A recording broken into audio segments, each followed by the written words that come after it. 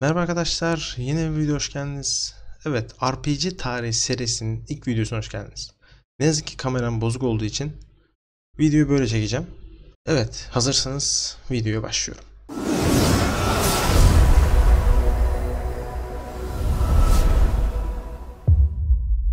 Öncelikle RPG'nin açılımından başlayalım.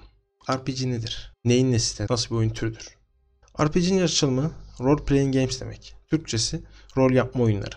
RPG oyunu oyuncuların bir karakterin hayatını kontrol ettiği oyunlardır. Hikayenin sunduğu seçimleri kendinize göre seçerek ilerlersiniz. O karakterin rolünü üstlenirsiniz bir nevi. Aslında RPG derken hani sadece bilgisayar ve konsollardan çıkan oyunlardan bahsetmiyorum. RPG'nin doğumu aslında masaüstü oyunlardır. Dungeons and Dragons gibi. Ben de pek fazla bilmiyorum masaüstü oyunları. Hiç de oynamadım zaten. İngilizcesi tabletop diye geçiyor. İnternette, YouTube'da araştırırsanız pek çok videoyu karşılaşabiliyorsunuz. Neyse işte RPG'nin temeli de buraya dayanır. Çıkan oyunda o zamanlar bu oyundan etkilenerek yapılmıştır. Bu oyunlarda genelde işte bir oyuncu hikaye anlatır. Yani o yönlendirir insanları. Diğerleri ise karakterleri rolünü üstlenir ve seçimler yapar. Yani rol yaparlar. Rol yapma oyunu. Şimdi fazla tabii bu masaüstü oyunlara girmek istemiyorum. Onları anlatmak da istemiyorum. Asıl anlatacağımız şey video oyunları nasıl başladı, nasıl ilerlediği, bu günümüzdeki modern oyunlara nasıl geldiğini anlatacağım.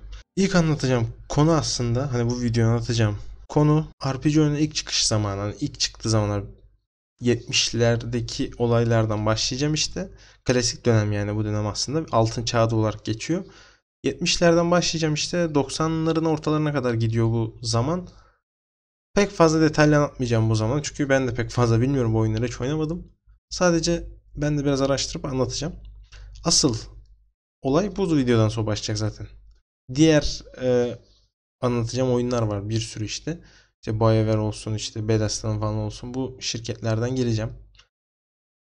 Ama şimdilik bir giriş yapmamız lazım ki önce RPG türü nasıl başlamış, nasıl çıkmış ortaya ve neler olmuş bundan bahsedeceğim. RPG türü aslında Batı RPG'si ve Japon RPG'si olarak da ayrılıyorlar. Benim asıl anlatacağım konu Batı RPG'si. Diğer ismiyle zaten Western RPG diye geçiyor. Ya da Batı rol yapma oyunları Türkçe ederek çevirirsek. Batı RPG zaten adının anlaşılacağı gibi Batı tarafında yani Avrupa ve Amerika şirketleri tarafından yani bu oyun şirketleri tarafından geliştirilen oyunlar.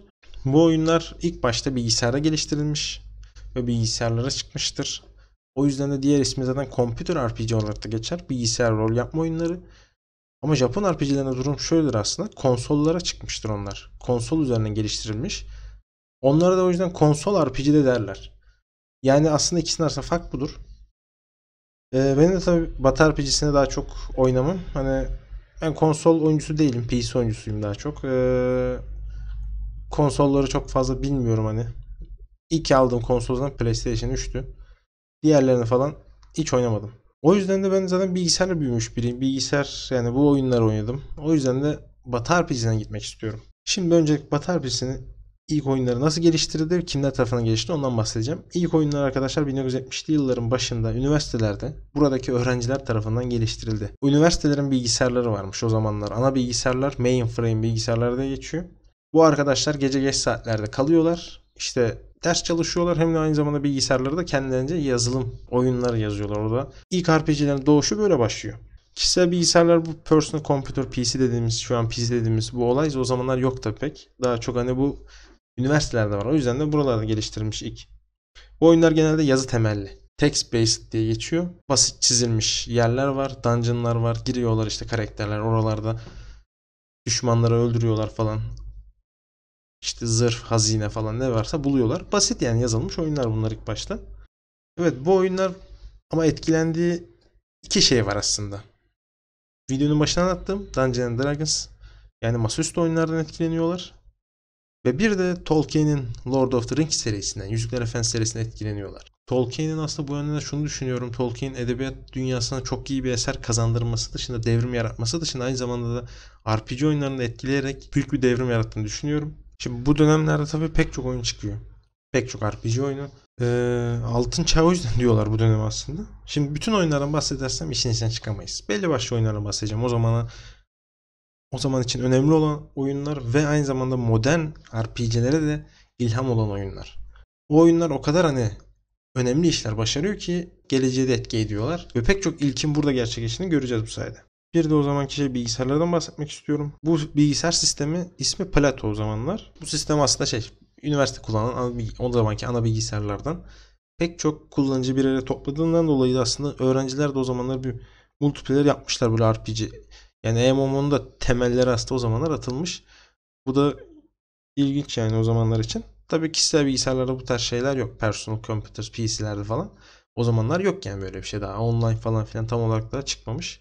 Ama adamlar o zamanlar öyle multiplayer oynamışlar. Bir de şunu düşünüyorum ben şimdi. MMORPG'ler pek sevilmiyor. Yani oyuncular tarafından böyle bir ön yargıyla karşılaşılıyor. Haklılar da aslında. Özellikle free to play bu oyunlar pay to win olmuş durumdalar. Hani para veriyorsun, zırh alıyorsun. Millet de bu yüzden sinirleniyor. Ama aslında güzel yapılırsa oyun, sağlam yapılırsa MMORPG'de güzel olabilir. Yani aslında gördüğünüz gibi temeller aslında RPG'nin temelleri aslında ilk başta bir MMORPG tarzı bir şekilde atılıyor gibi geliyor bana. Online oynuyorlar ya da şeye bakalım, Dungeons and Dragons masaüstü oynuyor, millet bir arada oynuyor. Yani bir arada oynamaya kurulu aslında bir sistemen RPG. Yani pek çok savaşçı bir arada ve birlikte savaşıyorlar. Aslında böyle olması gerekir. Ama işte bu çıkan bedava MMO oyunları kötü bir şöhret oluşturduğundan dolayı oyuncular da artık onlara kötü yaklaşıyor ve bu da online oyun yapılacağı zaman, işte bir MMO oyun yapılacağı zaman millet böyle bir bakıyor, böyle bir kötü bakıyor.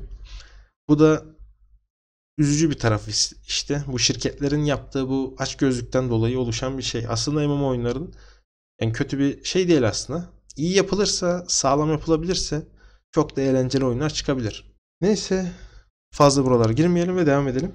Şimdi dediğim gibi bu dönemler aslında altın çağ olarak da geçiyor. RPG'lerin, Batı RPG'sinin altın çağı bizim 90'ların ortasından sonra günümüze geleceğimiz dönemde modern dönemler olarak geçiyor.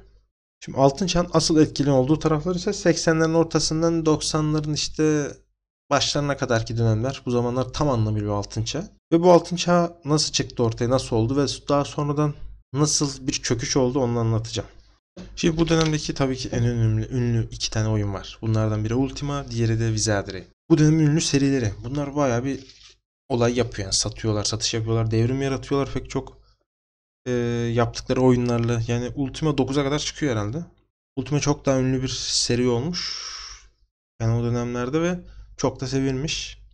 Bu oyunlar zaten temeli yine o üniversite öğrencilerine dayanıyor, 70'lerdeki geliştirilmiş oyunlardan. Üniversiteden sonra da adamlar iyice geliştirip bambaşka bir sektör oluşturmayı başarıyorlar.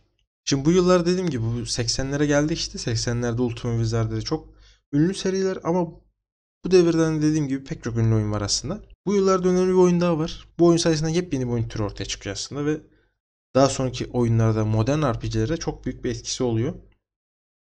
Oyun popüler Dungeon Crawler oyunu, ismi Rogue. 1980 yılında Berkeley Üniversitesi'nde iki öğrenci olan Michael Toy ve Glenn Wichman tarafından geliştiriliyor. O zamanki üniversitedeki ana sistem bilgisayarına geliştiriyor, her zaman bildiğimiz olay tabi. O zaman bütün öğrenciler buralara geliştirmiş. Bu arada evet, video dışında bir şey söyleyeyim. Benim merak ettiğim şey bu, o zamanki yani bu Amerika'daki bu öğrenciler ya da Avrupa'da olsun. Bu adamlar üniversitelerdeki o bilgisayarlarda oturup oyun yazmışlar. Bir de lise ve üniversite hayatından bahsedeyim. Lisede bilgisayar odasından bir hoca sorumluydu. Ve öğrencileri asla içeri sokmazdı. Üniversitede aynı şekilde öyle. Zaten öğrencilerde ne yapacağı belli yani. Bir yazılım yazma gibi durumları yok. Girip ya YouTube'a girerler ya da oyun oynarlar. Ama bir de bakıyorum ki Amerika'daki ve Avrupa'daki öğrencilere adamlar bilgisayarlarda oyun yazmışlar. Ve daha sonra da büyük bir sektörün doğmasına, bu milyar dolarlık artık dönen bir sektörün temellerini atıyorlar. Yani bu da biraz üzücü bir durum.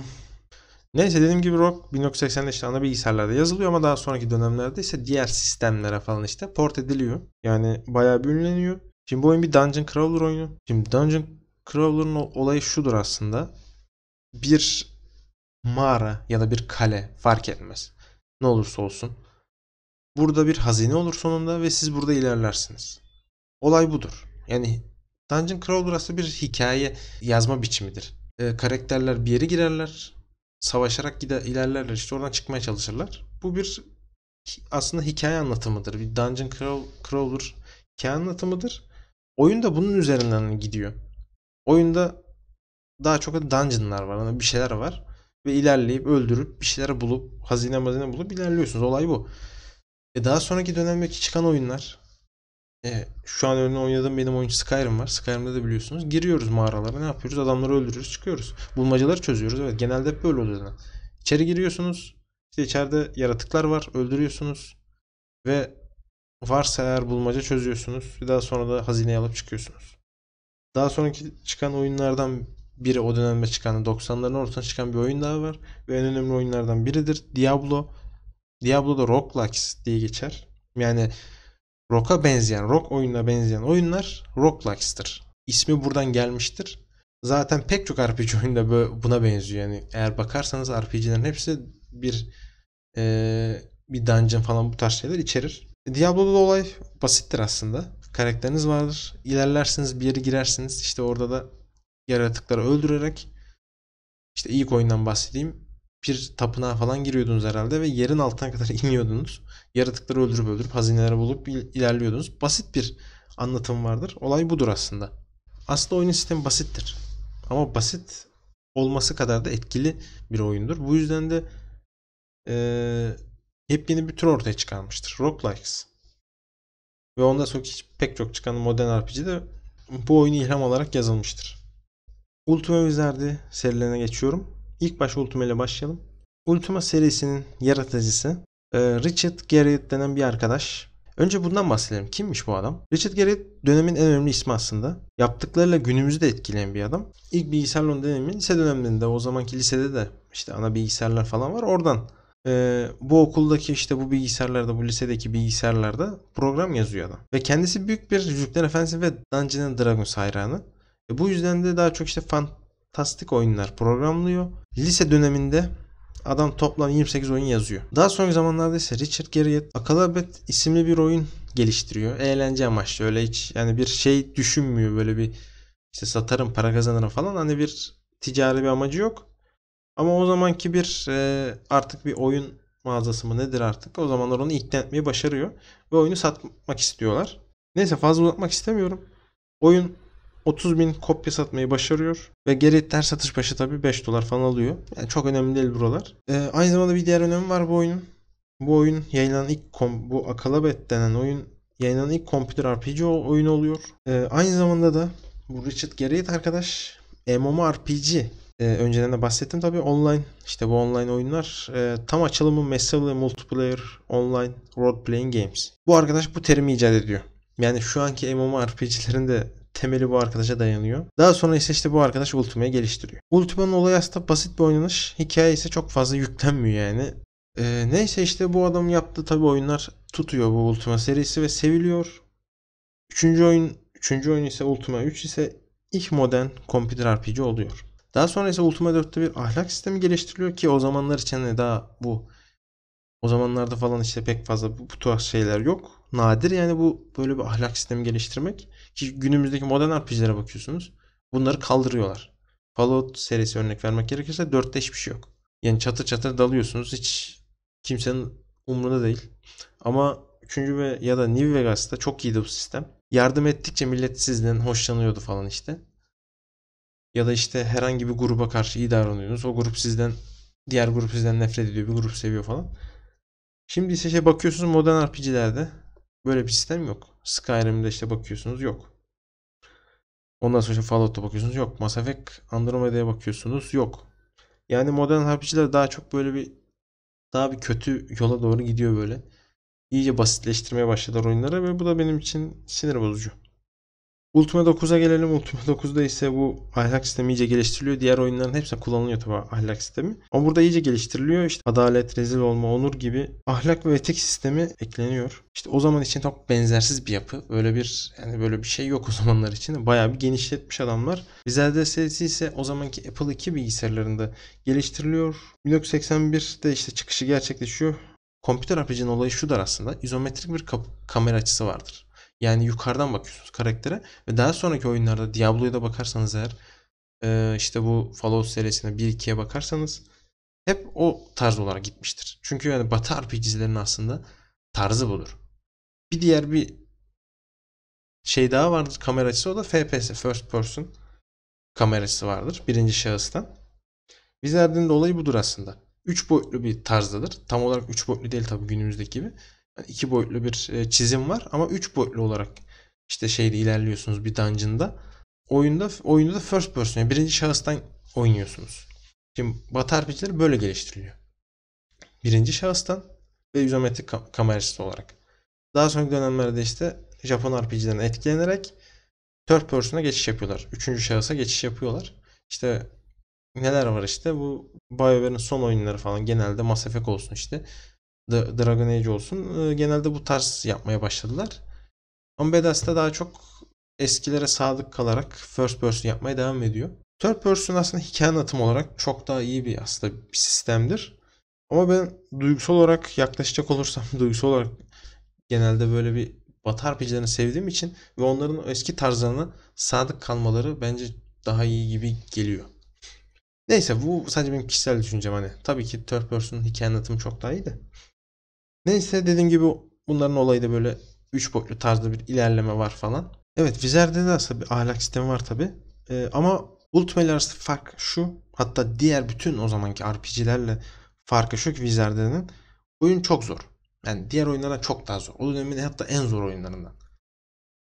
Ultima serisi gitgide daha da basit bir yapıya sahip oluyor ilerleyen zamanlarda. Ama tam tersi Wizard'da ise daha da zorlaşıyor. Özellikle 4. oyun o dönemin en zor oyunu. 1986 yılında çıkmış 4. oyun bu arada. 4. oyun o dönemdeki en zor oyun. Bu da tabii satışları kötü etkiliyor. Şimdi Wizard'ın satışı ilk başta toplam 24.000 bir satış yapıyor. Ultima ise 20.000 satış yapıyor. İşte Wizard ise zamanla işte 3 sene sonra falan 200.000 satışa rakamına ulaşıyor. 200.000 kopya satmayı başarıyorlar. Yani ilk başta Wizardry Ultima'dan çok daha bir ünlü bir oyun oluyor. Hatta o zamanki Ultima'nın işte yapımcısı işte Richard Garriott gidip Wizard'ın yapımcısı Andrew Greenberg'le bir anlaşma yapmak istiyor. İki oyunu birleştirelim. En büyük böyle çok büyük bir fantastik bir oyun yapalım diyor. Ondan sonra ne oldu tam bilmiyorum. Böyle bir açıklama yok. Yapmıyorlar işte. Olay bu. Neyse işte Wizard'de çok da ünlü oluyor ama dediğim gibi zamanla işte Wizard'ın çok daha bir zorlu yapıya sahip olduğu için oyuncular da bu oyunu almamaya başlıyor. Dördüncü oyun çok kötü satış yapıyor. Tam tersi Ultima satış rekorları kırmaya devam ediyor. Ve en sonunda Ultima Wizard'e geçiyor. Şimdi diğer oyunlara girmek istemiyorum. Bu dönemde pek çok oyun çıkıyor zaten. Altın Çağlar dediğim gibi 1980'lerin ortalarından 1990'ların başına kadar gidiyor. Bu zamanda dediğim gibi oyunlarını oynamadım pek. Ama bu zamandaki bilgisayarlardan bahsedeyim. Bu zamanda iki tane zaten ünlü şey var. Apple II, Apple yani şey 2. Bir de diğeri Commodore 64 bildiğiniz ünlü bilgisayar zaten. Bunlara çıkmaya başlıyor işte bu oyunlar. Bu zamanda çıkan oyunlar hep böyle çıkıyor. Evet bu dönemde şimdi Ultima ve Wizard'de çok ünlü oyunlar demiştim ama bu dönemde bu oyunlara rakip olacak bir oyun daha çıkıyor. Interplay Productions. Fallout serisinin orijinal geliştiricileri. Daha sonra işte bu şirkete de gireceğim ve bu şirketin nasıl doğduğunu, nasıl olduğunu anlatacağım her şeyi. Ama buradan bahsedelim bu adamların yaptığı önemli oyunlardan biri o zamanlarda Bard's Tale denen 1985 yılında çıkıyor. Daha sonra işte Electronic Arts o zamanlar dağıtımını üstlenmiş diğer devam oyunlarının. Apple II ve Commodore 64'e çıkmış. İlk defa yani Wizardry ve Ultima'ya rakip olabilecek oyun çıkmış. Satışlarıyla falan. İyi rekorlar kırmış. Oyun işte çok böyle renkli grafiklere sahip. Çok zor olmayan işte böyle bir ekran var. Basit bir ekrana, basit kuralları, basit bir dövüş sistemi. Yani buradan da şunu anlıyorum. Oyuncular demek ki daha çok basit oyunları oynanışı istiyorlar. Böyle aşırı böyle bir değişik mekaniklerin olması, zorluk falan istemiyormuş demek ki oyuncular. Günümüzde de öyle demek ki. Daha çok satıyor o zaman. Bu da tabii üzücü bir durum. Ben daha çok aslında RPG'lerin biraz da zorlu olmasını isterim. Yani çok basit RPG'ler de hani sıkıyor bir süre sonra. Evet bu oyunun diğer bir önemli tarafı da şu. Şehirlerin şehirleri falan gezme olayını böyle bir araştırma olayını daha detaylı hale getirmişler. Ki o zamanki oyunlar genelde bir basit menü sistemi varmış. Satın al ya da sat. Gidiyorsunuz şehre, satın alıyorsunuz, satıyorsunuz eşyaları o kadar. Başka bir şey yok. Bu oyunda ilk defa böyle detaylı bir sistem geliştirmişler. Daha sonra ise işte Interplay bu oyun motorunu kullanarak 1988 yılında kıyamet sonrası dönemde geçen bir oyun yapıyorlar. Wasteland. İşte Wasteland aslında şeyin temeli oluyor bir yandan da Fallout'un. Wasteland'in bir diğer önemi de şu, aslında bu biliyorsunuz yeni bir oyun daha çıktı. Bunun ikinci oyun çıktı. Aradan geçen onca yıldan sonra 2015'te mi 2014'te mi tam emin değilim ama o yıllarda bir zamanda falan çıktı galiba ikinci oyunu. Wasteland 2'nin yapımcısı Kickstarter'da bir proje başlatmış, işte bu ikinci oyun yapacağım diye. Oradan hatırlıyorum, yıllar önce öyle bir durum olmuştu. İşte millet de bayağı bir şey yaptı zaten, yardımda bulundu. Yani herkes istiyordu bu ikinci oyunun gelmesini. Döneminde ikinci oyun iptal edilmiş aslında ve bu oyunun spiritual successor dedikleri, bu ruhani devam oyunu dedikleri bir oyun yapıyorlar onun yerine. Bu da Fallout tabii ki. Zaten oyun sistemimizden hikayesi belli, dediğim gibi kıyamet sonrası bir dünyada geçen bir RPG oyunu. Fallout da böyle zaten. Yani bu dönemin dediğim gibi önemli oyunlardan bir tanesi ve aynı zamanda önemli bir şirket Interplay. Ama asıl olayını ben size bunun şeyde anlatacağım. Fallout serisini, bu RPG tarih serisinde Fallout hikayesine geldiğimiz zaman bu şirketin detaylı olarak açıklamasını, anlatımını yapacağım. Ve şimdi önemli bir oyuna daha geldik. FTL Games tarafından geliştirilen Dungeon Master. Bu oyunun olayı şu ki mouse'u kullanabiliyorsunuz. Bu zamana kadarki oyunlarda klavyeyle oynuyordunuz hep. Yani mouse'a ihtiyaç duymuyordunuz. İlk defa mouse kullanarak objeleri falan filan alıyorsunuz, eşyaları. Ki ondan sonraki bütün oyunlarda falan, RPG oyunlarında artık önemli bir yeri oluyor bu şeyin, mouse'un. Bu arada bu oyunda 1987 yılında çıkmış. Mouse'un diğer bir kullanıldığı yer zaten nedir biliyorsunuz? First person shooters. Yani aslında bu oyun bir yandan da o zaman için hem RPG serilerinde hem de FPS oyunları devrim yaratmış durumda. Yani aslında ilk first person kamerası, bu birinci şahıs kamerası RPG oyunlarında kullanılmış. Daha sonra işte diğer oyunlarda bunu kullanmaya başlıyorlar. Günümüzdeki oyunlara bakacak olursanız Oblivion olsun, Skyrim olsun, bu tarz kamera açılarını kullanan oyunlar. Tabii bu dönemde işte böyle devam ediyor. Fazla bir şey anlatmaya gerek yok. Böyle çıkış yapıyor oyunlar. Altın çağı böyle devam ediyor. Bu dönemde tabii çıkan oyunların hepsi işte şu anki modern RPG'leri arkadaşlar etkileyen oyunlar. Hatta bu Elder Scrolls serisinin yapımcısı Todd Howard'ın da söylediği bir söz varmış. Ultima 7 hala benim favori oyunum. Oblivion'a bakarsanız eğer Ultima etkisi görebilirsiniz demiş döneminde Todd Howard. Yani bu modern RPG'lerin hepsi o dönemde adamlar büyümüşler. O dönemki oyunlarda etkilenmişler. Olay şöyle gidiyor aslında. Orijinal RPG'lerin aslında yaratıcıları adamlar Yüzükler Efendisi ve Dungeons and Dragons masaüstü oyundan etkilenmişler ve oyunları böyle geliştirmişler.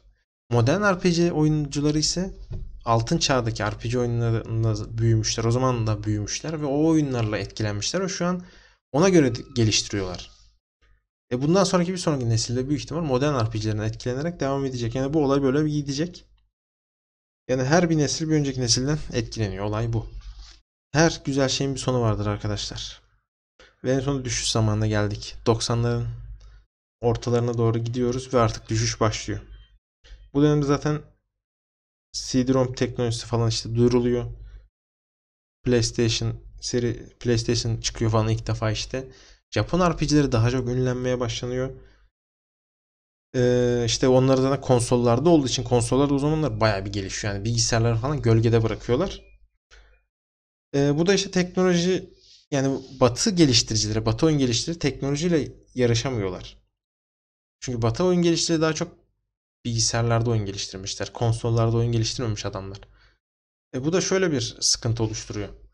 PC'ler o zamanlar, yani personal computers, bu bilgisayarlar geride kalmaya başlıyor konsolların.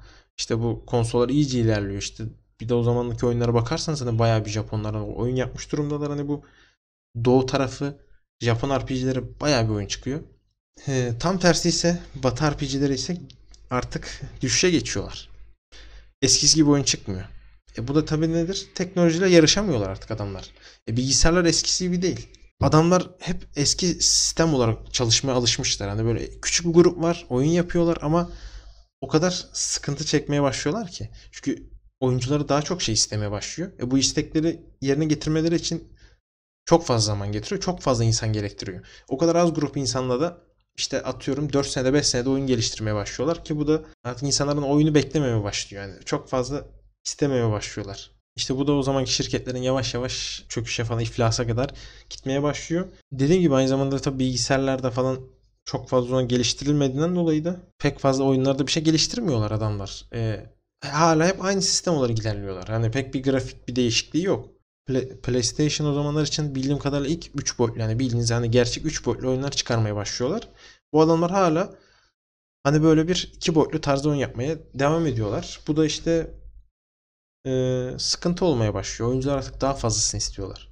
Zaman ilerliyor çünkü adamlar daha iyisini, daha fazlasını istemeye başlıyorlar. Teknoloji ilerliyor falan ama bunlar ilerleyemiyor işte. Ve bu da işte 90'larda artık altın çağın bitişi ve RPG oyunlarının, yani Batı RPG'sinin çöküşünü başlıyor.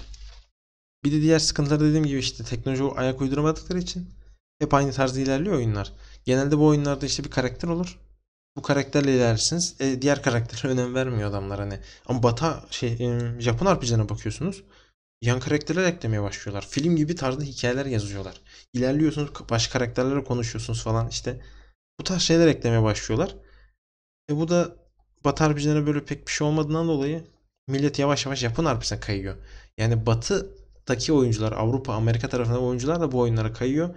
Ve işte bu da daha da gerilemelerine sebep oluyor. Hani sıkıntıların ne olduğuna bakmaya başlıyor Batı RPG oyunların geliştiricileri. Hani nelerde hata yaptık, ne yaptık, ne ettik falan. Ve bunun üzerine işte Japon RPG'lerini incelemeye başlıyorlar. İşte bu Windows, işte PC'nin falan çıkışı, işte iyice yani ucuzlaması falan, her evde bulunması falan olsun. Bu da bir yandan da daha fazla oyuncuya ulaşmalarını da sağlıyor. Yine bir yandan kurtarıyorlar paçayı. Ama tabii eskisi gibi artık çok fazla oyun çıkmıyor. Yani bakacak olursak şu an modern RPG'lere yani pek bir şey yok. Elle sayılacak kadar oyun var. Ama önemli değil bu. Önemli olan oyunların kaliteli olması tabii ki. Neyse işte dediğim gibi Japon RPG'den etkileniyorlar. İşte bu diğer karakterleri de işte seslendirme falan bir şeyler eklemeye başlıyorlar. Diğer karakterlere de önem veriyorlar. Onlarla da konuşabiliyorsunuz. İşte hikaye böyle daha böyle film tarzı olmaya başlıyor. Yani biraz daha hani geliştiriyor adamlar. Ama şöyle bir durum var. Japon RPG'lerin dediğim gibi genelde third person, yani üçüncü şahıstan olan oyunlar. Bu oyunlar işte Batı RPG'ler, yani computer RPG'ler, sistemleri yine aynı kalıyor. İzometrik kamera açısına sahipler. Mouse'la kontrol ediyorsunuz o karakteri falan, o savaş sistemini falan. Bu inventor sistemini falan. Mouse'la kontrol ediyorsunuz. İlerliyorsunuz ve devam ediyorsunuz. Ondan sonraki oyunlar işte bu tarz olmaya devam ediyor işte. Bu Diablo, Fallout, ondan sonra işte bu BioWare'ın oyunları olsun falan, işte hep böyle bu tarz olarak devam ediyor. Ve bir de bu oyunlara bakacak olursak aslında daha çok böyle karanlık yapıya sahipler. İşte benim de Batı RPG'leri sevmemin sebebi bu aslında. Karanlık bir yapıya sahipler. Karanlık ve karamsar bir yapıdalar aslında ama Japon RPG'leri çok daha renkli böyle. Çok hoşuma gitmez bu. O yüzden de daha çok Batı RPG'lerini daha çok severim. Yani bu karanlık yapıda bir yapmaya başlıyorlar. Yine bir tarzları var ya, onu diyorum size. Yani bir tarzları var adamların. İşte Elder Scrolls serisine bakıyorsunuz. Adamlar hep, bütün seri yani hep böyle first person. Birinci şahıstan oynanıyor. İşte diğer seriye bakıyorsunuz. İzometrik kamerası var falan, işte hava yukarıdan bakıyorsunuz karaktere. Tabi daha sonra bu da değişiyor en sonunda. Elder Scrolls serisi hem birinci şahıs hem de üçüncü şahıs kameralarını ekliyor. Diğer oyunların hepsi zaten üçüncü şahısa geçiyorlar. Ama bazı oyunlar hala eski sistemde kalmaya devam ediyor. Yani bazı oyunlar, bunlardan biri son zamanlarda çıkmış olan bir oyun vardı. O Original Sin miydi, öyle bir şey olması lazım. Onun ikinci oyunu çıkmıştı geçen yıl galiba. Yani hala aynı eski sistem olarak o eski kamera sistemi devam ettiriyorlar. Yani adamlar hala devam ediyorlar. Neyse işte anlatacağım şeyler bu kadardı arkadaşlar. Pek fazla bir şeylere girmedim tabii. Yani belli başlı önemli şeyler anlattım. Yani ben de bu devri pek bilmiyorum. Ben daha çok işte oynadım. 90'larda 2000'lerde çıkan oyunlar oynadım. Ben modern RPG'leri daha çok biliyorum ve daha çok işte hani daha detaylı olarak onları anlatacağım. Şu an dedim ki böyle bir girelim, bir bakalım neler olmuş, ne bitmiş falan, nasıl başlamış, kimler hani oyun geliştirmiş, nerelerde hani ilk temeller nerede atılmış, onlardan bahsedeyim dedim. Ama bir sonraki videomuz Diablo serisi olacak. Diablo ve Blizzard şirketinin kuruluşu. Çünkü bundan sonra Diablo çıkıyor karşımıza. Şimdi bu klasik dönem, bu altın çağ dönemi RPG'lerin pek çok oyun çıkmış. Hani O işte daha çok işte Dungeons Dragons, Yüzüklerin Efendisi eklenmişler. Çıkmış böyle oyunlar işte üniversitelerde geliştirilmiş. Daha sonra bir çöküş olmuş.